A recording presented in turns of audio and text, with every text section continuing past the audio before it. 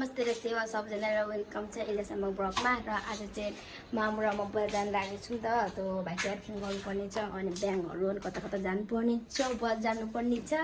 मामु चाहिँ यहाँ रेडी हुनुहुँदैछ र मम्मी र म चाहिँ बजार जान लागेको छु मम्मी रेडी हुनु भइसक्यो र अब मम्मी र म जान्छु बजार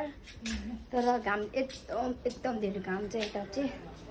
घाम चाहिँ यहाँ त म झापामा एकदम चर्को घाम लागेको छ यस्तो घाम छ यस्तो घाम छ घाम त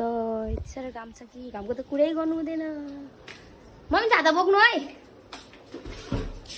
तर अब हामी चाहिँ गएको हामी सबै सुरुमा एटिएम जान्छौँ अनि त्यहाँदेखि चाहिँ भाइको स्कुल गएर त्यहाँदेखि चाहिँ हामी चाहिँ बजार जान्छौँ मम्मी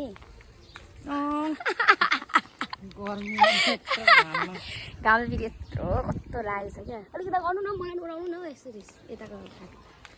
यहाँ कति ज्यादा डुलेर होला घाम कति काली भइसक्यो क्या दमकको घाम चाहिँ साह्रो लास्टै छ यस्तो गर्मी यति साह्रो गर्मी छ लास्टै धेरै गर्मी छ धेरै न धेरै त्यसरी हामी चाहिँ हिँडेर नजाने हामी सिटीमा जाने तर सिटी नै आएको छैन सिटी छोड्नु सिटीमा जाने भेट्यौँ अब हामी सिटीमा चढेर जान्छौँ म एटिएम जान्छौँ उता सिटिजन ब्याङ्क अब हामी सिटिजन ब्याङ्क जाँदैछौँ सिटीमा चढिसकेको थियो अब सिटिजन ब्याङ्क पनि आइसक्यौँ सिटिजन ब्याङ्क चाहिँ तपाईँलाई थाहा छ होला दबङ्ग बस्ने मान्छेहरू चाहिँ हामी आइसक्यो अब पैसा निकाल्छौँ म चाहिँ एटिएम कुरा पनि आइसक्यौँ अब हामीले नानाको घर जान्छौँ नानाको घर चाहिँ सिटिजन ब्याङ्कदेखि स्कुलमा छ नि त त्यसरी हिँडेर जान्छौँ अनि नानासँग चाहिँ स्कुल जान्छौँ नानाको पनि छोरीको टिफिन पुऱ्याउने टाइम पनि त अनि हामी चाहिँ नानासँग अनि यताउता हामी चाहिँ स्कुल जान्छौँ अनि त्यहाँदेखि चाहिँ बजार जान्छौँ खतरा अन्त खतरा हामी धेरै खतरा भएर हामी ठ्याक्क 12 बजीतिर चाहिँ हामीले बजारदेखि लिन्छ अरू चाहिँ भरेदेखि लिन्छ मम्मीसँग चाहिँ 12 बजीतिर निक्लेर बजार जान्छौँ त्यतिखेर चाहिँ हामीले यतिखेरै गएको हुन्छ मम्मी बिहान दोकान हुन्छ अब यतिखेर त खाली यतिखेर हुन्छ यतिखेर अनि हामी यति कामबाट यतिखेर जान्छु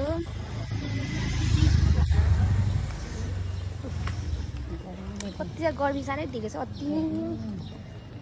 धेरै नै गर्मी चाहिँ धेरै नै छ यहाँ चाहिँ हाम्रो हनुमान मन्दिर छ यसलाई ढोकेर ढोकेको छ नानाको घर पनि आइसक्यो नाना त रुममा आउने अब हामी चाहिँ नानाको घरदेखि पनि अब हामी ट्रेन ब्याग जान्छौँ नानाको घर चाहिँ अघि आएको यो नानाले खोइ यहीँ बुझ है अब 2 बजी 12 बजी आएको मान्छे हामी 2 बजी मात्रै जाँदैछु हाम्रो मम्मीले त एक दिनदा पनि पुऱ्याएर उठिसक्नु भएको हाम्रो मम्मीले चाहिँ मम्मीले सोध्नु भयो ओर्नु भयो अब चाहिँ जान्छौँ अब चाहिँ ल्याउने बेला अब टिफिन पुऱ्याउनु थियो अब ल्याउने टाइम भइसक्यो र अब चाहिँ भर्खर जाँदैछु त्यहाँ हामी गएको मम्मीहरू यता हुनुहुन्छ र मिङ्साको लागि त साइकल लगेर जाँदैछ कि मिङ्सालाई पनि बजार लग्ने नि त उता स्कुलदेखि नि त भएर हामी चाहिँ जाँदैछौँ यस्तो त्योतिर घाममा घाम चाहिँ यस्तो कता छ घाम पनि यस्तो लागेको छ घाम चाहिँ मिङ्सालाई ल्याउन आउँछु मिङ्साको चाहिँ छुट्टी भएको छैन रहेछ नानाहरू चाहिँ उता अफिसमा हुन्छ नाना र मम्मी चाहिँ अनि म चाहिँ मिङ्सालाई ल्याउन आएको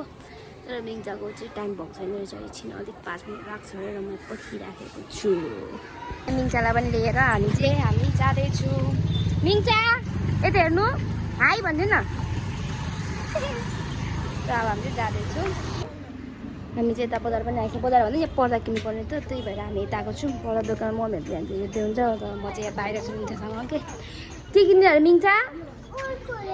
कुरकुरे एकछिन न त यो उयो किनेर चाहिँ म किन्नुपर्छ ल म किनिदिन्छु ल एकछिन न मिङ्साको गर्मीले म कस्तो भइसक्यो स्कुलले ब्याग बोकिराख्नु भएको यहाँ हामी चाहिँ पर्दा किनिसक्यो पर्दा किनेर हामी जाँदैछौँ हल्का काम छ त्यहाँदेखि हामी घर फर्किन्छौँ के नाना त्यो मिङ्सा छ यहाँ चाहिँ छाता बनाउने नाना यहाँ चाहिँ म अनि हामी जाँदैछौँ बाटै बाटो अनि मिङ्सा त हिँड्छ होला हो मिङ्सा यो हिँडे त नि हिँड्दैन है गर्मी भयो हाम्रो पनि गर्मी भयो हुनु त मामु पागल थियो नि ल्याइदिनु भएन नि मामुले ल मामु पागल हो मिङ्सा ए हो होला हौ यसरी पर्किङ साइडमा एकछिन न गर्मीको चाहिँ भर्खर आउनुभयो मम्मीले चाहिँ पर्दा छोड्नु भएको थियो पर्दा छोड्नु भएको थियो अरे छाता छोड्नु भएको थियो दोकानमा त्यही पर्दा किनेको ठाउँमा अनि मम्मीले चाहिँ पर्दा लिएर छाता लिएर आउँदा चाहिँ के बोल्दैछु न त मलाई थाहा छैन मान्छे धेरै भएर होला मैले हिन्दीमा अलिक कन्फ्युज हुँदैछु केही छैन मिङचारामा जाँदैछु र म चाहिँ रातो नपिरो भइरहेको छु किनभने गर्मी होला मेरो अनुहार टिक्क टल्किरहेको छ त्यस्तै रातो रातो भएको छ होला छाता पनि खै ओराउँदै हुन्छ कता जानुभयो थाहा भएन हो मैले गलिसकेँ कति हो त्यसरी गर्मी छ हो यो झापाको गर्मीले त मलाई थाहा छ मसँग हजुर ब्याग उही के भन्नुभएको मम्मी के हो मम्मी सोध्नु न कसरी भन्दो रहेछ यस्तोको त दाम छ अब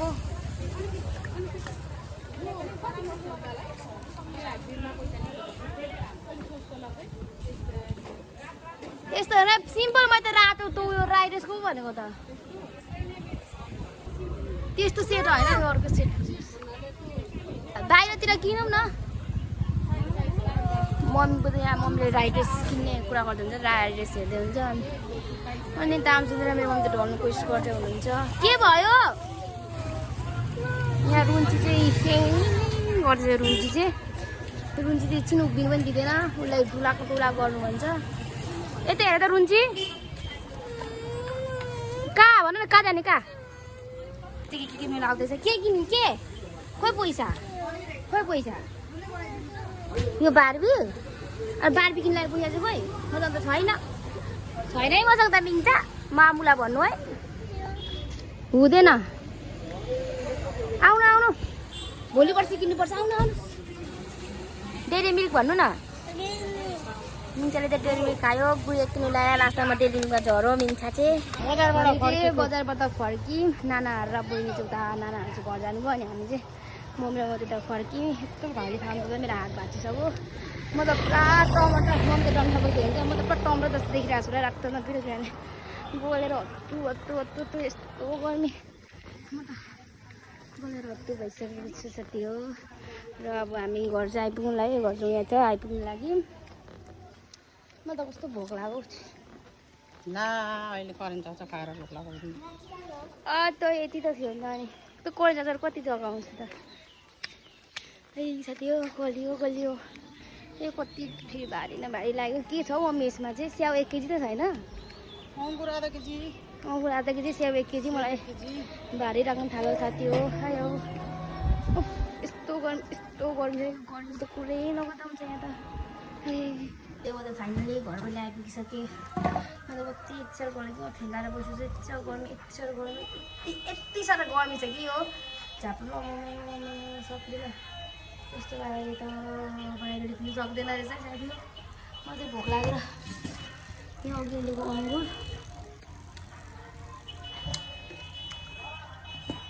ला भेमा चाट्नु पनि सक्यो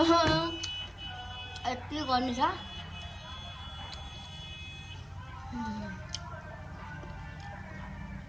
गरे पनि त्यस्तो भोक पनि त्यस्तो लाग्छ अन्त भर्खर आएको चाउचा खाएर नानाको चक्कर खाएको तर पनि भोकले ट्याङ्टिस अनि तपाईँ खाँदैन ठुलो अङ्गुर चाहिँ गुलियो रहेछ घर किनेर कति गुलियो हो टक्क गुलियो त मेरो भाइ त खोइ स्कुलदेखि आएर पनि गएको छैन घरमा त्यो भएर चाहिँ बराबर गएर आइसकेर पनि लुगा पेरेर गर्मी भएर हावा एउटै चलेको छैन यहाँ पनि घर पनि हावा भन्ने चिज गएको थाहा छैन हावा सावा केही छैन है अब चाहिँ कति घरदेखि 12 बजी हिँडेको हामी कति 4 बजी 5 बज्नुभन्दा हुन्छ अब यो अब खाना बनाउने टाइम पनि कति छिटो हुन्छ साथी हो खाएर मात्रै हिँडेको थियौँ अब फेरि खाना पकाउने बेला भइगयो यो गर्मी त खाना खाँदा पनि कम्ता साह्रो गर्नु हुँदैन हो यो झापा जस्तो गर्मी त काहीँ हुँदैन क्या हो सुरु गर्नु चाहिँ के सुरु गर्नु चाहिँ मम्मी चाहिँ अघि यहाँ बस्दै आएको त मम्मी चाहिँ उता कता जानु म चाहिँ घरमा एक्लै छु दोकानको बाहिर दोकान रुँदै बस्दैछु म चाहिँ अब चाहिँ खाना पकाउनु पर्ने हुन्छ मेरो चाहिँ यहाँ हाम्रोतिर चाहिँ लाइन पनि गयो साथी हो खाना बनाउँदै थिएँ मेरो यहाँ मिलो र माछा सब्जी बनाउँदै थिएँ लाइट गयो लाइट ढोक्दै म चाहिँ खाना पकाउँदैछु लाइन गयो ए गर्मी त्यस्तो लाइन गयो हामी क्या यो लाइन बनाएर गएर त र अब चाहिँ म के गर्छु भने अब चाहिँ म कुनै भ्लग एन्ड गर्छु किनभने म खाना बनाउँदैछु लाइन पनि छैन र मेरो मासु र निगुरोको सब्जी चाहिँ मजाले पाक्दैछ नि त गाइज तर आज मैले के पापड बनाएको थिएँ क्या पापड बिहानै खाना लागि बनाएको थिएँ बिहानै उयोको खानाको लागि बनाएको थिएँ तर मैले बिर्सेछु पापडै बिर्सेछु सबैलाई दिनै बिर्सेछु मैले त्यो खतरा बिर्सेछु अब चाहिँ हामी चिया भातसँग खान्छु किनभने मैले अघि बिहान चाहिँ बिर्सेँ मम्मीलाई जे लागि अघि मम्मीले हो भन्दै यो पापड चाहिँ कसको लागि बनाएको भन्दै हुन्थ्यो मम्मीहरूको लागि बनाएको थिएँ तर मैले बिर्सेदिनँ यस्तै छ मेरो दिमाग चाहिँ अनि यसै भन्दै म मेरो भ्लग एन्ड गर्छु सबैजना नयाँ हुन्छ भने सब्सक्राइब गरिदिनु र लाइक पनि गरिदिनु र भिडियो चाहिँ फुलसम्म हेरिदिनु होला